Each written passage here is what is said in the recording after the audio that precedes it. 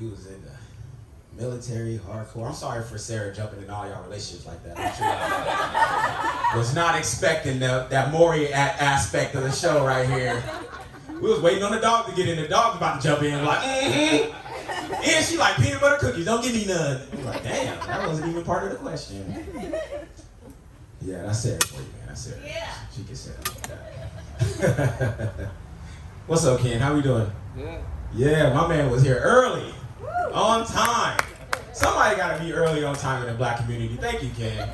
There's a few of us sprinkled in there. Like they don't give you enough advocacy. I'm gonna advocate for you, because I'll be late, but I know we out there. I know we out there, because I got family members who be early, and anytime you ask them about the event, the early ones, they give you that energy, it be different.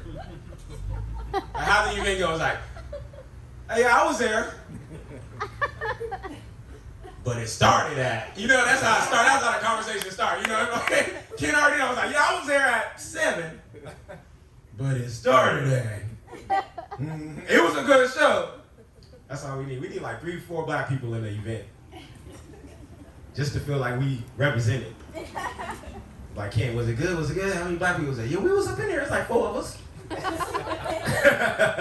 Like, how many white people in a space where it's like, oh, we really up in where it's too many white people? How many? Oh. Y'all always in there. That's what it is.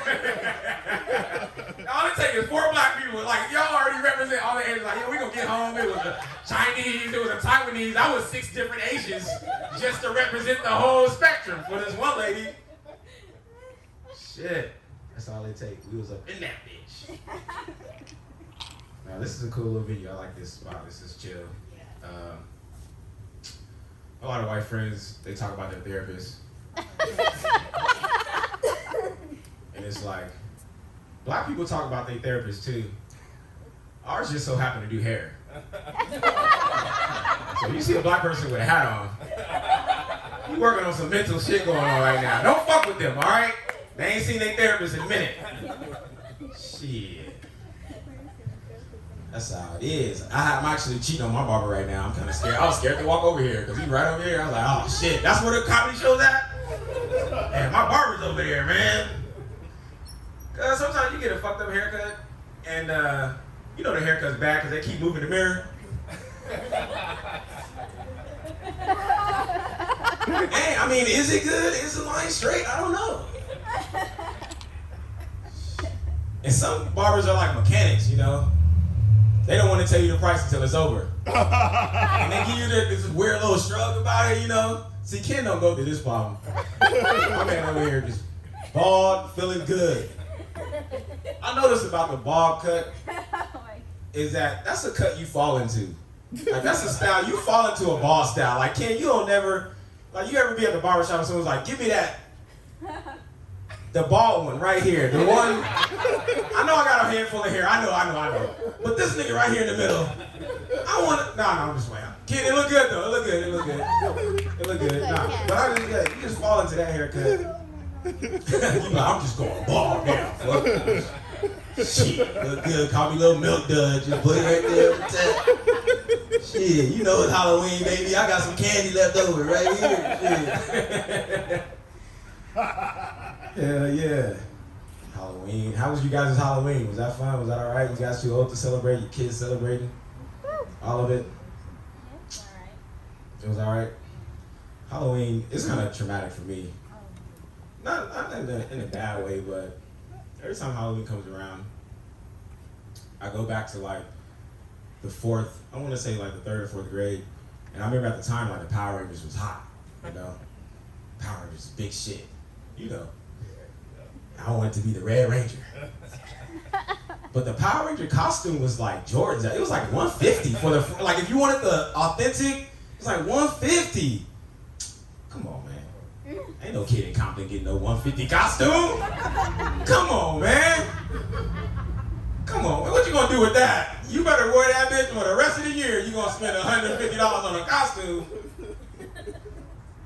But equally popular, not as expensive. My mom came home with the California Raisin costume. That That's when I realized racist costumes are cheap. I was I don't know if you guys are familiar with these California raisins. They basically turned to Temptations and looked like they was extras in the Gumby. Like they didn't make it in the Gumby. Like there was like some clay animation raisin with glasses. It was like Ray Charles. That was me. Like 8 years old. Like all my friends, Blue Ranger, Black Ranger, White Ranger, Pink Ranger, Yellow Ranger. I just was in the middle looking like the monster they made grow. Make my monster! I was like, yeah, I'm the villain in the group. That was my Halloween. Halloween was strange. It's fun though. Halloween is cool. It does make me think about like, there's so many sexy versions of everything. Why do we need a sexy Squid Game character?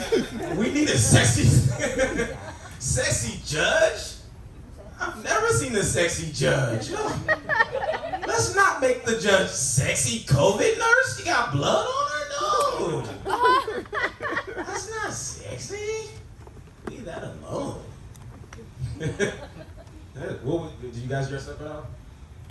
No? No? Did the pup dress up? It was a dog. Shit, I'm glad that's not a German Shepherd. I'd be scared of shit right now if that was a German Shepherd. Nothing scares me more than a couple with a German Shepherd, man. I'm like, y'all chose that dog. Y'all know there's black people living in this neighborhood, right? German Shepherds are scary, man. There's like no dog parks in the hood. Go to Compton with the pup right now, try to find a dog park to pee at. I think maybe because it just be, you gotta have like a one dog rule at the hood dog park. Because I grew up running from dogs. We didn't have dogs as pets. We just knew what streets not to walk on. Yeah, we was just like, oh, that dog over there is a walk around. Like, he bit Tyson, Mikey, and Billy last year. There's always one person who don't know that dog is the dog that gets loose. That's your ass, man. That is your ass. A lot of people having babies during this COVID, because you like, you shack up and start having that COVID sex. COVID sex. It happens. My friend had a kid, I just realized all white babies look like Bruce Willis. Just said babies, it don't matter the gender, but the baby stage, they just remind me of a Bruce in the face a little bit. Oh man, that's a cute baby, man. It could be a biopic if they thinking about it. Man, dating has been strange, man. I done found myself in like, Sarah kind of touched on it, man, but like a lot of these young women, because I'm 32, so it's like I can date young women and premenopause women. Oh, wow. It's like I'm in this in-between stage, and I like older women because they got good snacks. They always got good snacks. Come on, man. This girl she got these animal crackers. Cookies, the one with the sprinkles on them. I ain't seen these since I was, the frosted ones. Only grandma's got those still. Like, she got them in bulk. I'm like, you go to Costco for these? Come on, drinking Capri Suns and shit. Yeah, and the young women, but I feel like a lot of young women are into like this open relationship and poly, and man, it's hard, man. I done found myself in a boyfriend number 3 situation. I'm a side to a side. Yeah, I'm on the bench's bench. I don't even know how I ended up over here. I started off the game like in the stands. I'm like, hold on, I thought I was playing. And I think, Thanksgiving's coming up and she knows I'm vegan, so maybe she just thinks I'm cool with being a side. But I'm like, baby, when'd you ever go to Thanksgiving just get one side, baby? Like, it's tough, man, dating out here, because it's like, man, all these girls are like, yo, putting up the thirst traps online and captions like, yo, I'm a snack. And you're right, you are a snack. Because I haven't been full since the Obama administration. I haven't had a full entree of a woman since Obama's first term. Just a bunch of a la carte bitches at the bottom of the menu. Just a bunch of a la carte, single serving.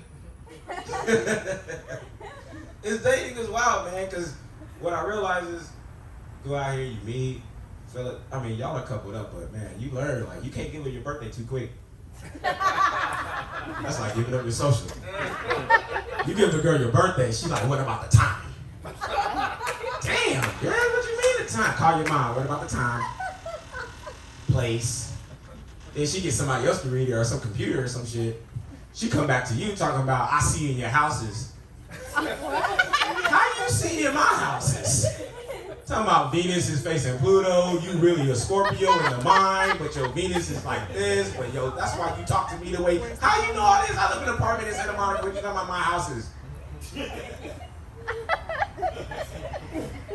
Can't give out that information too quick. She telling you about your moon and shit. My moon, huh? You telling me I got a whole moon out here. That's mine, okay. Carrying rocks in your pocket. Yeah, these stones, they gems. Telling yourself affirmations and shit. You talking to yourself in your sleep. Like, God damn it. My chase account is good. My chase account is good. That's not how affirmations work, okay? You just can't be. It's wild, man. The spiritual stuff isn't that new, though. I realize it, it's not that new. We've been doing it for a while, especially women. We've been, like, y'all remember this? Y'all remember this shit? Pick a color. Pick a color, pick a color. Red, R-E-D. Pick a number, pick a number, pick a number. 7. Oh, you don't want to know this. 1, 2. Remember that shit, right? We was always telling the future. And then they hold back the fortune from you, like, you want to know? Yeah, I want to know. You don't want to. There should be good things on there, right? Didn't you write the fortune? Don't be. What type of criminal fortune teller writing all bad things? But that math shit came to reality for me, man. Played a game of bash in the 6th grade. Shit is reality. I'm living it right now. So living in projects. Gonna marry Stephanie. You gonna have a limousine. I got a limousine right now parked out. It's a 98, but it's nice. Still looks good. Still looks good. I'm like, man, that's me. That game of math came to life on me. Someone, man, I don't know if I should get this. I'll do something else because I was gonna do something dirty, and that's like, we still getting to know each other. I'll do something else. This is some strange shit. Like, obviously, I like to smoke weed, right? I like to smoke weed, chill, and then like listen to Lil Nas X. So I turn on the country station. That's the only station that is on sometimes, And I realized the commercials on the country stations are a little different than the hip hop stations. You know what I mean, bro. Like, they're a little different. Commercials on hip hop stations are like, yo, Samantha, what happened to your car? How'd you wreck it? Even now they're like, fighting racism, but we playing Drake. Back that ass up. Some shit like that. It's like, but the country stations are different, man. The country stations are like, hey son, you ever thought about being a CHP officer? Come on down to CB Valley, we give you a badge and a gun right now. I'm like, damn, marketing different over here. Completely different. I recently got a manager during this COVID shit, and they're telling me, yo, you're really close to getting this lead role, and I'm really excited about it. Some of you guys might be familiar with the show. It's called Unarmed Black Man. Comes on CNN, Fox, ABC, NBC. It's on-the-spot casting. Like, you never know when you gonna get on a roll. Like, the police show up and they just start shooting. Like, it's crazy. So I'm like, oh man, there's a few episodes. This would be like a Ahmaud Arbery episode. There's a Trayvon Martin episode. I'm like, yo, how do the other people get casted? I'm actually, fighting with my agent and shit. And I'm thinking about right before this role comes, I'm gonna change my name because there's a couple of perks. You might get a t-shirt, might give you a library or something, or maybe even a street. So I'm gonna change my name to Hope This Is Racism. So maybe in 20 years, Jamar be up here with that smile, telling y'all something, giving y'all that great advice about cryptocurrency, and the show gonna be on Santa Monica and Hope This Is Racism Boulevard. Thank you, my name is Stephen Marcus.